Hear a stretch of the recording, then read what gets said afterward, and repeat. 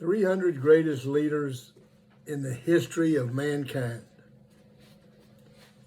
One quality that they all had was they had knowledge. Now, knowledge, I'm going to change the definition. Knowledge is a mastery of information or skills. Knowledge. There's no one that's ever going to be a great leader. You can never be the best you that you can be without the quality of being knowledgeable. You have to have knowledge of things. Think about it. You can't think of any of those 300 greatest leaders. Think about Martin Luther King.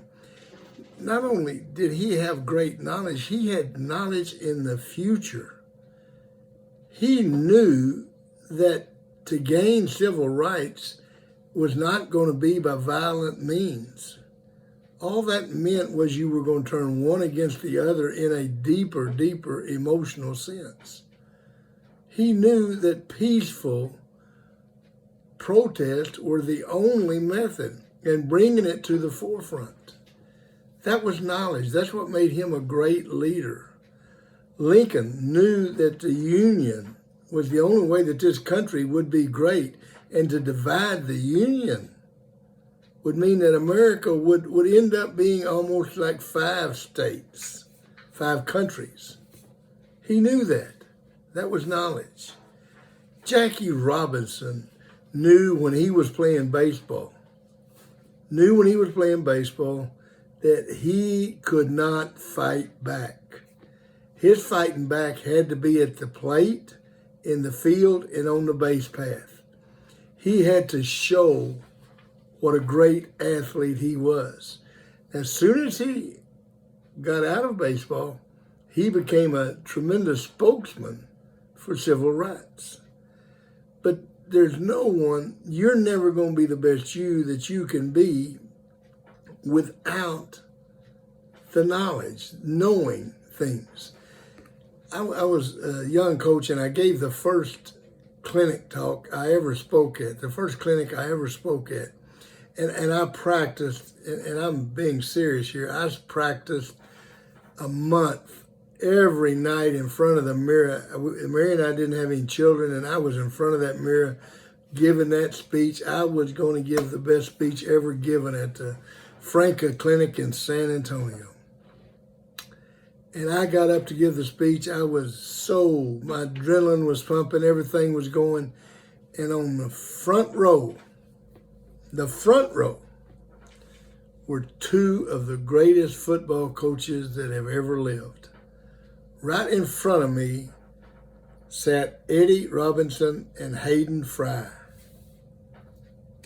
And I lost all train of thought. It was so discombobulating to me, I couldn't remember anything. And so when it was over, I went to them before they even got up and moved, and I said, "What are you doing here? Why are you guys here listening to a 25-year-old coach?" And they both said the same thing in different ways. Coach, you can always learn from someone. Everybody knows more than you do. And it might just be one thing, but everybody knows more than you. One thing that you don't know. And that's why we're here. Why were they 2 of the greatest football coaches that ever lived? They never quit learning. You know, when you get to be 70 years old at my age, your resume is complete. I mean, you can have a 5-page resume because everything you've done, you can put on it. Young people work hard to try to get that resume up to 1 whole page. You know, people my age get their resume up to 70. At 70, get it up to 3 or 4 pages. But we don't need it anymore. We don't need a resume. We're not going to apply for a job. We're not going to try to get a job. I just finished a book called Uncommon Football. And what it really is 42 years of coaching football in an uncommon manner. And the book is free on the website. If you go to www.developingcharacter.org, you'll see that it's free. It's, I think, 75, 78 pages. And it's everything that I know about coaching football. Everything that I tried and worked. I didn't put the things that didn't work in there. But all the things that I did that worked, I put it in there. Now, does that make me an expert on coaching? Does it mean I'm a know-it-all and boy, if you don't do what I... No. It just gives a bunch of 22 or 23-year-old coaches an opportunity to look at something and say, I think that's a good idea. I think that's good.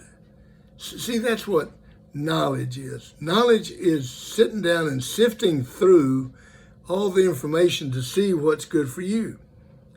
Now, the difference is a lot of people equate a college education. I used to get driven crazy by counselors that were always telling my football players, you gotta go to college. No, you don't. Oh, and I'm gonna make a lot of people mad, but you don't have to go to college. I had a great football player that played for me, and he came and he said, Coach, and he was a straight A student. He said, I really don't want to go to college. I said, really? And I said, no. He said, what do you want to do? And he said, I really want to be a welder. And I'm really good at it, and I'd really like to get my license and be a licensed welder. But everybody keeps telling me I got to go to college.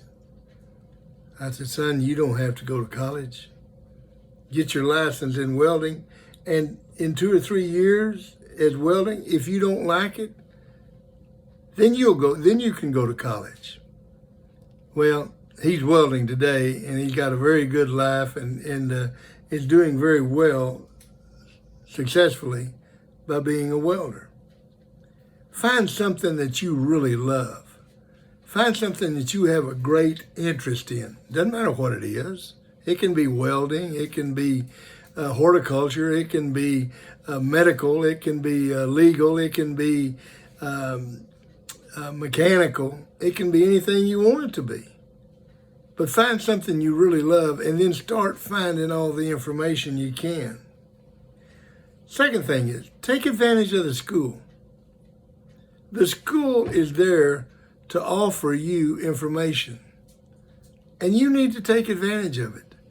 Quit acting like you have to go to school. School in all countries except the United States, you take a test at some time. In the Philippines, it's when you get to be to put it in the same place, in the 6th grade, you take a test to see if you can continue in school. If you don't pass the test, then you go to work at the Nike factory, or you go to work, your school is over. School is not a right. School is a privilege. And it is for you too. Whether you've taken that test or not, school is a privilege. Take every advantage and learn everything you can from those teachers. I was honored one year to be named the Coach of the Year. And the professional Coach of the Year that year was a guy named Mike Ditka. And Ditka got up and he said, I want to tell you that the person that I have the most to be thankful for receiving this award. Because you always want to thank the people that helped you get it, no matter what level you're at. And he said, it's me. He said, my wife said, you know what, Mike, you played for George Halas, one of the greatest professional coaches that ever lived. You coached for Tom Landry, one of the best coaches that's ever lived. And you're telling me that you owe it to yourself? And Ditka said, you know what, honey? There's a lot of guys that played for George Halas, and there's a lot of guys that coached for Tom Landry. But I'm the one that pestered them all the time. I was always wanting to know, why did you do that? Why are we doing this? I used to drive Halas and Landry both crazy because I wanted to know why they did everything they did. So someday when I became a head coach, I was going to know why they did what they did, and I could make a conscious, knowledgeable decision. He deserve it? Sure he did. See, you find something that you really have an interest in. But also, until you find that one thing, take advantage of the teachers and the people around you to learn as much as you can. Because that's what being knowledgeable really is. Be the best you that you can be. And you do that by making this a great day.